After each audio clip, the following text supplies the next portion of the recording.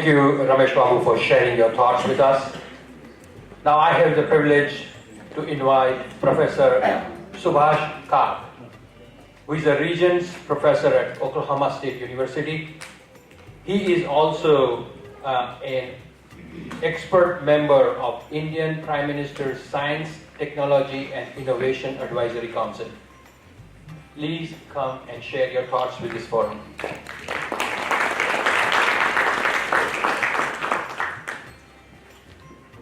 Thank you very much.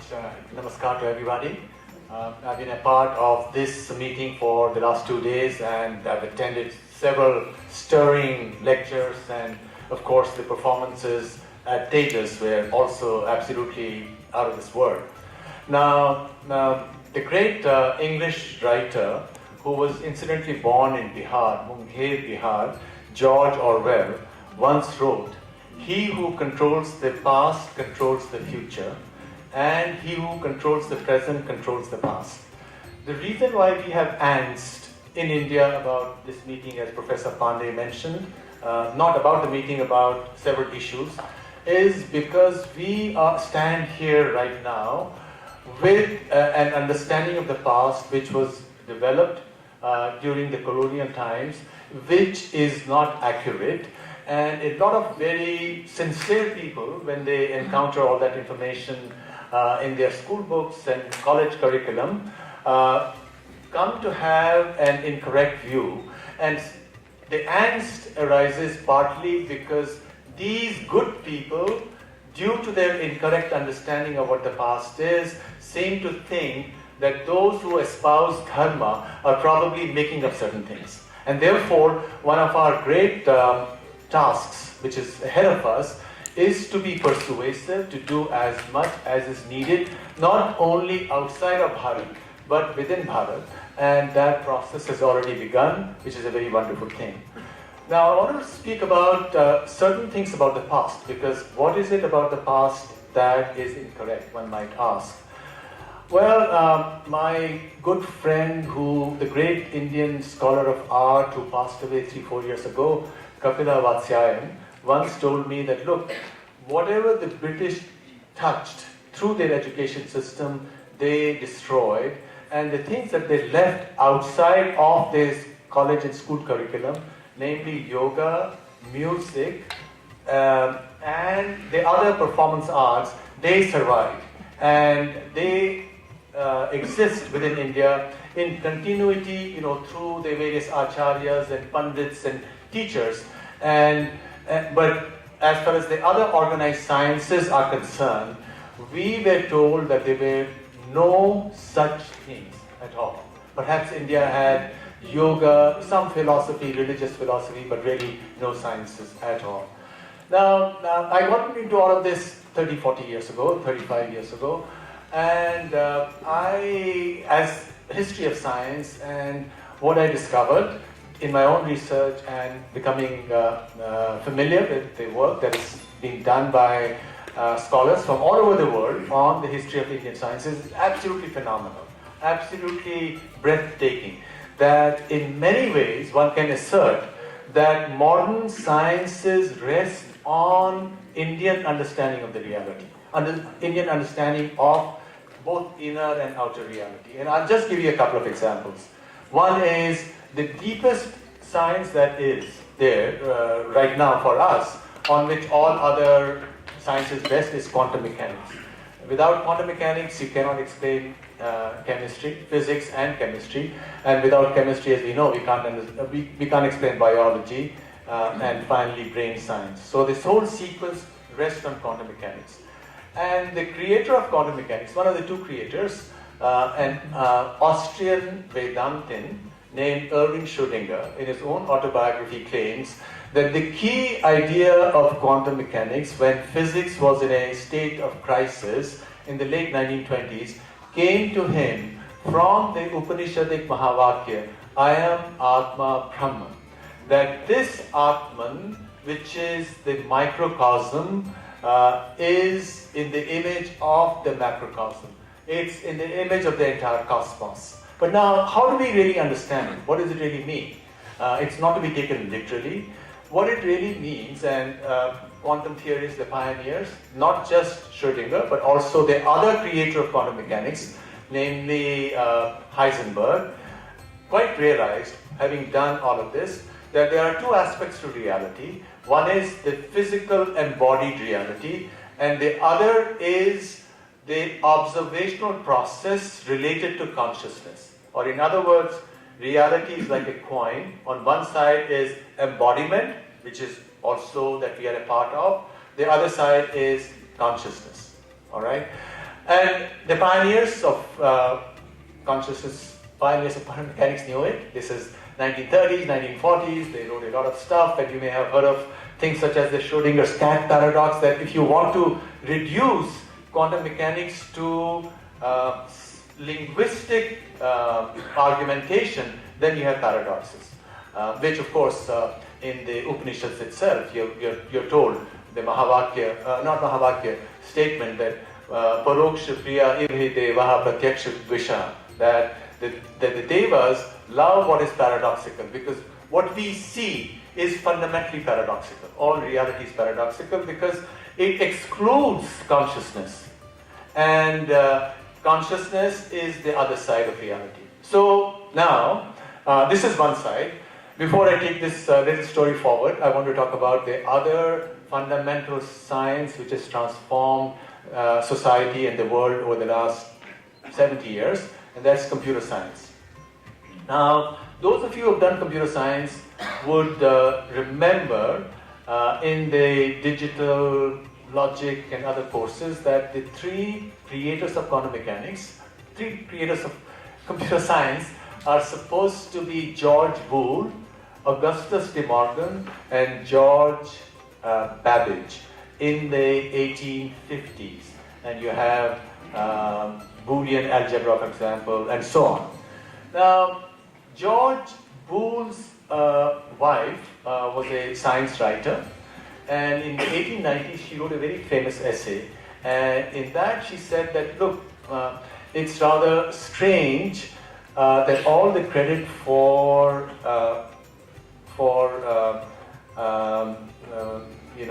logic, digital logic, is given to these three, because these three were actually mentored by George Everest, who was the Surveyor General of India, after whom Sagarmatha in Nepalese is called the Mount Everest.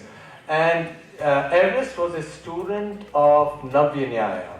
And from time to time he would go to London, and these three were his proteges. And there he told them that, look, in India there is a system of logic called Navya Nyaya, which goes back to about 800, which has conditional logical argumentation, which now we know is equivalent to digital logic, completely equivalent to mathematical logic on which computers are based. Now this is one side. The other side of computer science is programming. And here, to interject a little personal story, in the mid-1980s, when I was interested in machine translation, I was reminded of what my father used to tell me when I was young, that look, there is a grammar of Sanskrit which describes the entire Sanskrit language in 4,000 algebraic rules, which is of course Ashtadhyayi. Panini's Ashtadhyayi, which is about 500 BCE. Now, the rules that Panini has in his Ashtadhyayi are algebraic, but they are also rules about rules, which is what we have in a program. And therefore, this aspect to description of reality was also goes back to India. And when Europe discovered Panini's grammar in the early 1800s, people like, I forget the name, the French guy, he said, well, why couldn't we have similar structures for other aspects of human behavior, such as social organization, because there are codes, what is permissible, what is not permissible, as in grammar, certain constructions are correct, certain other constructions are not correct. Same in society, and that led to other disciplines such as sociology. And the French scholar who did this was de Saussure. So de Saussure is the father of many other social sciences, whose pedigree, as we have just seen, goes back to Ashtadhyayi and Panini's grammar. So this is one side to it. The other side is, well, we need to know this to be strengthened in our own minds that, look, our tradition is scientific, and therefore we need to be reminded in our own hearts that indeed we have the strength to deal with whatever crises science or society might have. Because one could say, why should we spend so much of time talking about the ancient? Of course, it's of specialized interest, those who do history of science or history of society, for them to go into questions such as, what did Aryabhatta do, or what did Brahmagupta, Bhaskaracharya, or can we even go further into the past? Can we go into the Vaisheshik Sutras of Kannada? Now, 7-8 years ago, I translated the Vaisheshik Sutras of Kannada, which many philosophers had done, but historians of science had not done. And I discovered that 2 of the 3 laws of motion given by Newton are already in the Kannada Sutras. And you can look at the translation in a book which I wrote on it called Matter and Mind. And in fact, the 3rd law of motion, which is to every action there's an equal and opposite reaction, is almost in exactly the same terms. Karya virodhi karma. That every karya is opposed by karma. So this is one side. And again, all of this is only of specialized interest. Maybe people who are doing courses on history of science or psychology or linguistics would be interested. Not everybody is, for very good reasons, because people have so many other things to do. So the question arises, could this be of interest to those who are concentrated on the future, such as scientists, researchers, mathematicians, cosmologists, and all that? Is this only of antiquarian interest on what the sciences on which Dharma stands, or can we go to issues which are of pressing scientific interest? Now, what is the frontier of sciences right now? The frontier of science is the problem of consciousness. Whether you approach it from the perspective of computer science, why is it pressing? Because, well, if consciousness is a property of machines, property of arising out of the complexity of the neural networks in the brain, then eventually, as you emulate more and more of the brain circuits, a computer of the future will become conscious, right? So what is consciousness is important from there. It's also of significance from the perspective of physics, because physics speaks only of the system under study. It never speaks about the observer. The observer is always outside of the system, whether you're looking at classical physics or quantum physics. It's also central to the study of neuroscience. Where is the sense of self arising inside the brain, or from psychology? And I think this is where one of the greatest enduring application of what's being called Indian knowledge system resides in. Because the Indian tradition, which of course had all the shastras, dealing with various subjects, including Jyotish, astronomy, and so on and so forth. At the deepest level, as in the Vedanta, the question is embodiment and observation. Atma and Sharira. And Atma cannot be reduced to Sharira. If you read the Prasthantrayi of Vedanta, you have the Bhagavad Gita, the Upanishads, and the Brahma Sutras. All the discussion is about that Atman is one within everybody, and it's beyond the body, right? And in fact, we need to think about it, because this is what is central to the difference between the Western view of reality and the Vedic view of reality. The Western view of reality is that ultimately everything can be reduced to properties of matter, right? Ultimately, consciousness is to be viewed as arising out of the complexity of the interconnection with the brain. So this is the central distinction. The Indian text, whether it's the Vedanta or yoga or even Vaisheshika, there is a place for Atma there as well. In all of these texts, we are told with total emphasis that one cannot be reduced to the other, right? As I said, that's also a part of what is called the orthodox interpretation of quantum mechanics. After the pioneers moved on or passed, there was a kind of a reaction, and in the quantum mechanical community, there was an attempt to try to represent the observer itself in terms of materiality, but that effort has failed, and most physicists subscribe to to the orthodox interpretation of quantum mechanics. Now, I work in all of these things. I work in quantum mechanics as well, and I'm happy to tell you, after having translated Vaisheshik Sutras and being aware of Sankhya, where you have these 25 tattvas, and 5 of those are related to materiality, the 5 elements, right? Prithvi, Apas, Tejas, Vayu, and Akasha.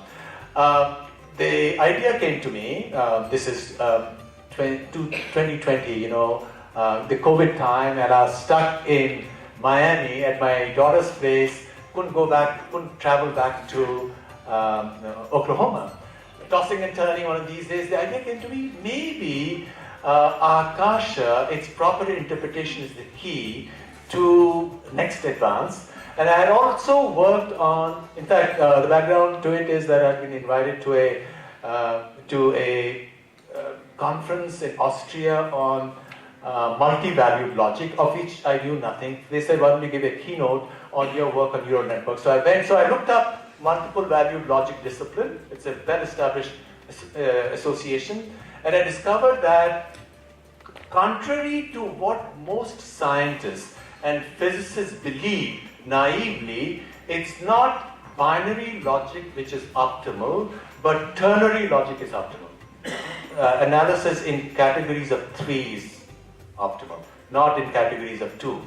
Now, in physics, the claim has been made that famous paper, it from bit, that binary information is fundamental from which all materiality emerges. But that's actually wrong, because this is Feynman's major professor, I forget his name right now, he wrote a very famous paper, it from bit, that logic says, no, it's not bit, but rather ternary logic. So tossing and turning, the idea came to me in early 2020 that if ternary is optimal, but actually ternary is optimal only if you're looking at integer numbers. If you're not looking at integer numbers, then what is optimal is E, which is 2.718, Euler's constant. Okay? So the idea came to me, since nature is optimal and 2.718 is optimal, maybe space is E-dimensional.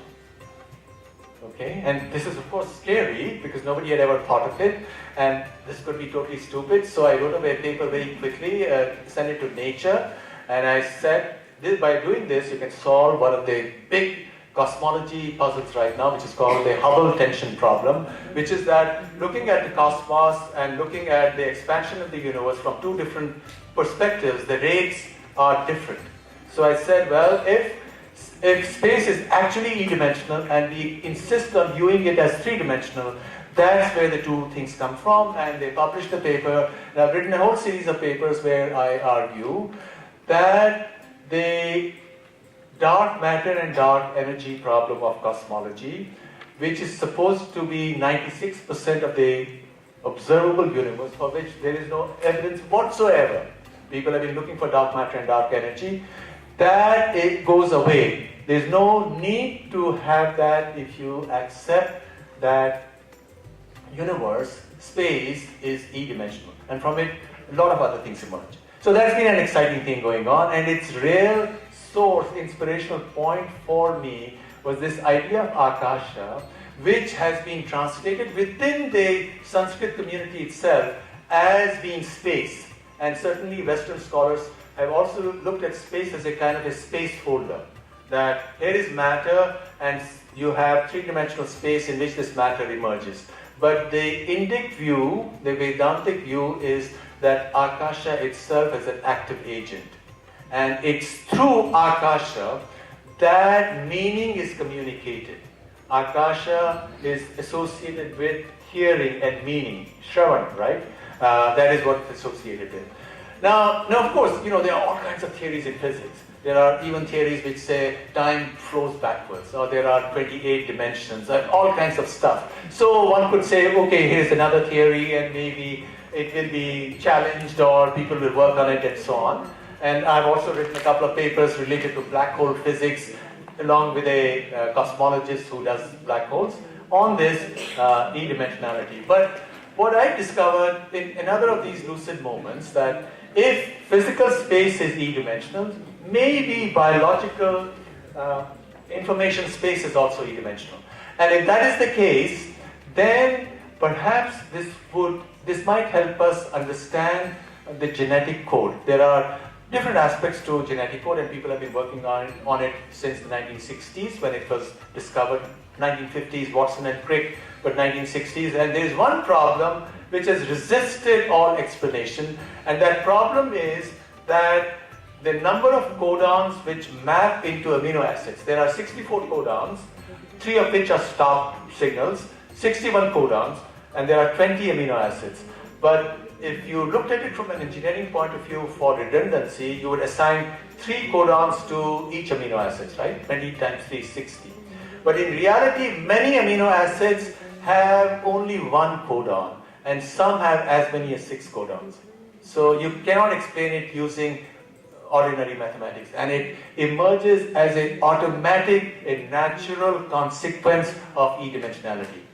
So that's very exciting, and it's been published in a mainstream theory of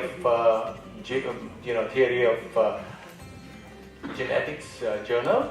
And so to conclude, the point I wish to make is that the Indian knowledge systems on which Dharma stands, and Dharma is of course the morality associated with the way in which every human being who has a unique intuitive understanding of reality can relate to it and obtain self-understanding. Because the Rig Veda also says that there are 2 kinds of Pashu, Dvipadas and Chatushpadas, meaning and humans and quadrupeds, bipeds and quadrupeds.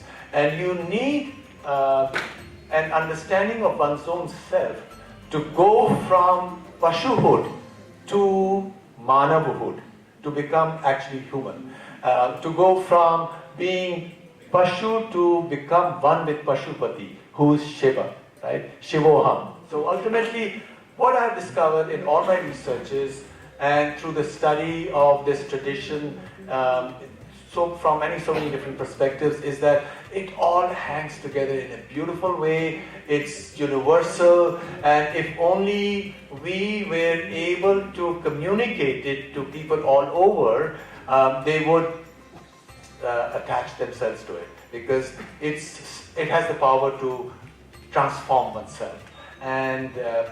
So this is what I believe is really at the heart of Dharma in the digital age, because the technology of the digital interconnections gives us the capacity to, first of all,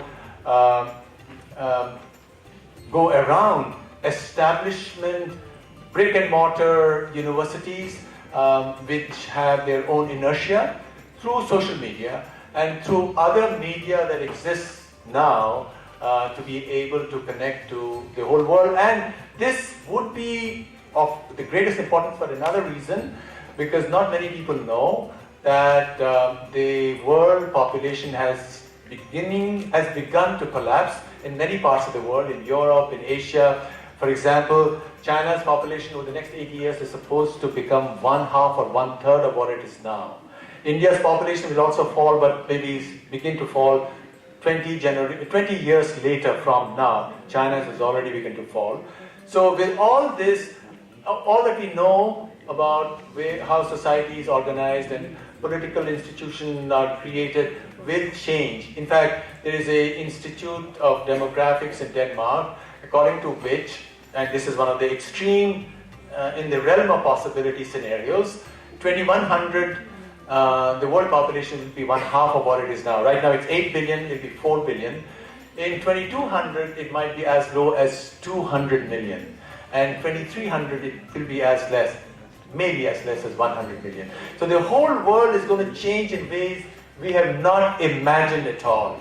And that opens up another set of possibilities. First of all, might we transition back from this age of confusion, Kali Yuga, to another age of illumination? And that's quite possible, you know, as societies change, countries are depopulated, people will start asking themselves, as is happening already, who am I? You know, what is the meaning of my life? And right now, Western worldview, which is based on looking at reality only as bodies, does not have the capacity to answer this question. While the Indian view that consciousness is apart from the body, and this can be proven mathematically as well, that indeed consciousness is transcendent. It's not a part of the body, provides a perspective which could be liberating. So I am of the view that what we are participating in as a historic moment is going to set forth a whole process of change, both in the West as well as in India, and the world is going to be absolutely different over the next few decades. Thank you very much.